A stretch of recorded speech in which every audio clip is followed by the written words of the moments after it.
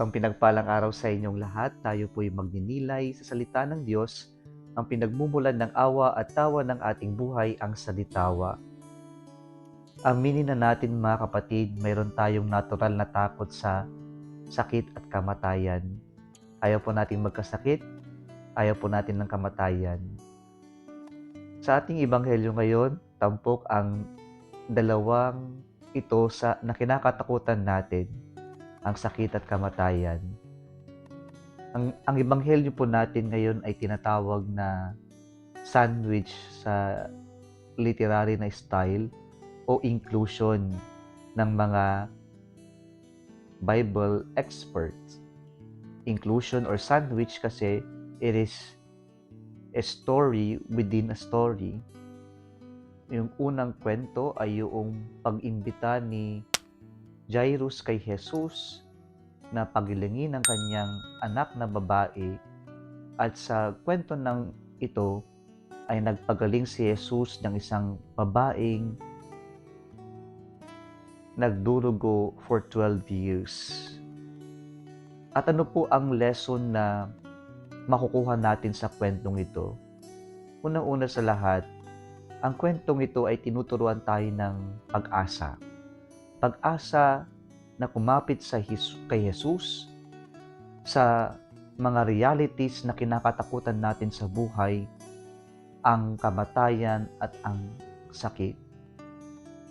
Sa babaeng nagdurugo for 12 years, it was supposedly hopeless case for her sapagkat ginamit niya na lahat ng kanyang kakayanan, maski ang kanyang pinansyal na kakayanan, para lamang siya'y mapagaling. At ngayon, ubos na ang lahat, wala na siyang mapuntahan. Supposedly, suko na siya. Pero nung marinig niya ang tungkol kay Jesus, nabigyan siya ng pag-asa at sabi niya, mahawakan ko lamang yung laylayan ni Jesus, gagaling ako. Kay Jesus, natagpuan niya yung pag-asa. Kay Jesus, natagpuan niya o nabigyan siya ng kalakasan na harapin ang nakakatakot niyang kalagayan, ang kanyang sakit. Sa kwento naman ni Jairus, supposedly it was a hopeless case for him when the news came to them that his son already died. Pero hindi po sumuko, o yung babaeng anak niya ay namatay na. Pero hindi po sumuko si Jairus sapagkat sinabi ni Jesus sa kanya, do not be afraid, just believe. Kaya po, pinagpatuloy pa rin na puntahan at nabigyan ng pag-asa si Jairus kahit na sinabihan siya na wag nang gambalahin ng maestro sapagkat patay na ang kanyang anak na babae.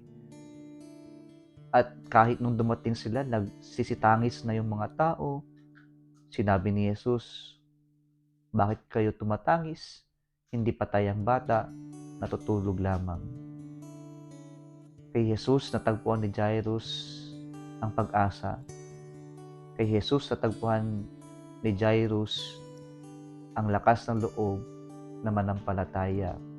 Kay Jesus natagpuan ni Jairus ang lakas ng loob na harapin ang kamatayan. Pag-asa ang dulot ng Diyos. Pag-asa ang dala ng Panginoon. Sa atin din pong ebanghelyo, mapapansin natin yung numerong 12. 12 years nang nagdurugo yung babae at yung anak ni Jairus ay 12 years old na babae. Ang 12 ay simbolo ng authority o perfection sa Biblia. 12 connotes an authority like the authority of Jacob over his 12 sons, the authority of Jesus over the 12 disciples, and now the authority of God over the 12 tribes of Israel, over our church.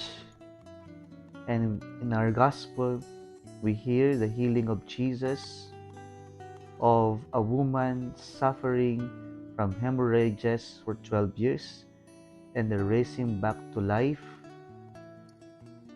of a girl who is 12 years old. And so, we come to realize that in our fears of death and sickness, God is more powerful. God has an authority over sickness and death. Kaya po sana sa takot natin na ito, sa realities ng sakit at kamatayan, mas kumapit tayo, mas manalig tayo sa authority, sa kapangyarihan ng Diyos. Muli isang pinagpalang araw sa inyong lahat.